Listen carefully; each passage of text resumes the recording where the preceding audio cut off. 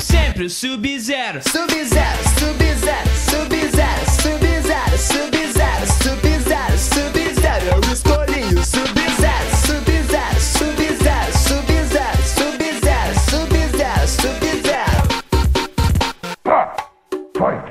1, 2, 3, 4. O Kano era um caolho especial, ele não faz Night Wolf, índio velho, tinha o cachimbo da paz. Também chegado no fuminho, tinha um smoke muito massa. Da onde que tu acha que saía sua fumaça? Com ele ainda tinha outros dois robôs, o Cyrax e o Sector, que só davam caô pra liberar o Goro. Não era bem assim, tinha que matar o Shao Kahn, que falava finish him. Depois de muito tempo descobri qual é que eu quero.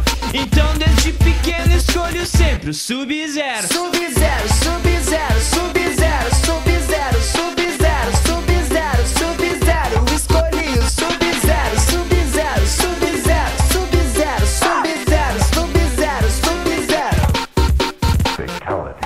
Round 1, 2, 3, O Baraka era o pior e era muito apelão, que nem o Reptile, soltador de catarrão.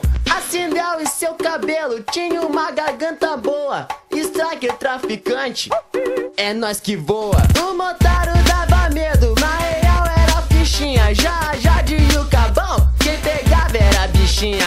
A Milena dava chana, a Kitana faz boquete, mas a Shiva é campeã, ao mesmo tempo pode sete. Depois de muito tempo descobri qual é que eu quero. Então desde pequeno escolho sempre o Sub-Zero. Sub-Zero, Sub-Zero, Sub-Zero, Sub-Zero, Sub-Zero, Sub-Zero, Sub-Zero. Eu escolhi o Sub-Zero, Sub-Zero, Sub-Zero, Sub-Zero, Sub-Zero, Sub-Zero. Sub-Zero. Sub-Zero. Win, win, win, win.